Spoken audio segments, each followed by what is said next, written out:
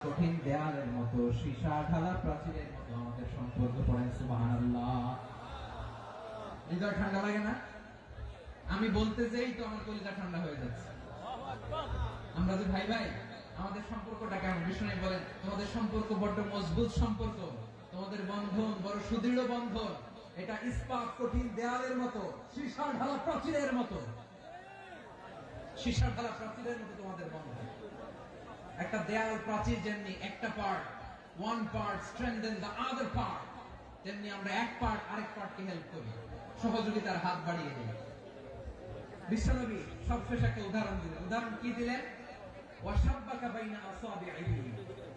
আমার আঙ্গুলগুলো দেখতেছেন? এদিকে কয় আঙ্গুল? এদিকে কয় আঙ্গুল? মোট কয় আঙ্গুল? বিশ্বনবী বলেন ওয়াশাব্বাকা বাইনা আসাবিহি, এই ডান হাতের 5 আঙ্গুল বাম হাতের 5 আঙ্গুলের ভিতরে সবাই এরকম ঢুকান্ত, ঢুকে এরকম চাপ মারে। এবার দেখেন মজবুত কিনা। সুবহানাল্লাহ পড়বেন না?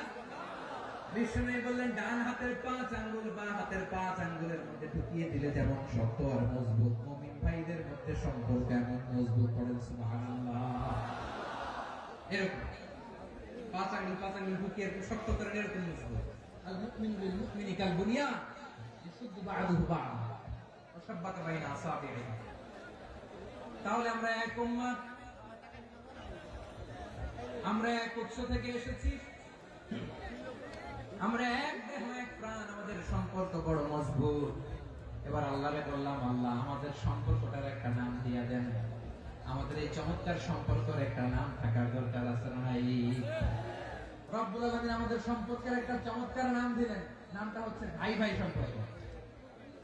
কি সম্পর্ক? ফিল করে না, এই জন্য মুখ দিয়ে বেরোয় না। ভাই ভাই আমরা